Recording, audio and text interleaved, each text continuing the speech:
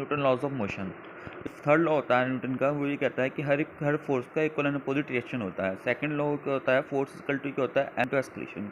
और जो first law होता है न्यूटन का, वो ये बोलता है कि जब तक कोई बॉडी रेस्ट पे देगी जब तक उसमें कोई फोर्स ना लगाया जाए।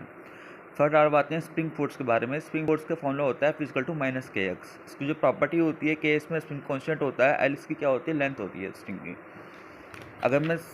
अगर मैं सीरीज कॉम्बिनेशन की बात करता हूँ स्ट्रिंग की, तो 1/k equivalent equal to 1 + k1 + 1 + k2 parallel में जुड़ते हैं। और पैरेलल की बात करता हूँ तो सीरीज में जुड़ते हैं। स्प्रिंग बैलेंस की बात करता हूँ तो स्प्रिंग बैलेंस कभी भी आपका वेट मेजर नहीं करता, ये मेजर करता है कितना फोर्स एक्सर्टेड है। ये आप पुली देखिए, दो पुली बनी हुई हैं, 2-3 ब्लॉक हैं। अगर आप वीपी की स्पीड होगी v1 + v2/2, ऐसी एपी की स्पीड होगी a1 + a2/2। अब यहाँ पे देखिए एक पुली है, m1 मास है, m2 मास है, तो एक्सक्लेशन होगा m2 - m1/g m1 + m2, और टेंजेंट होगी 2m1 m2g m1 + m2।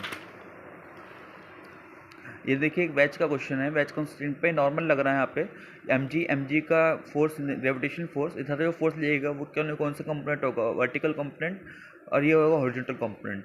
तो देखिए m = mg cos थीटा, यहाँ पे फोर्स लग रहा है ये, क्योंकि इक्वल कंपोनेंट इक्वल करेंगे तो mg = ma होगा, तो a से कट जाएगा = g sin थीटा।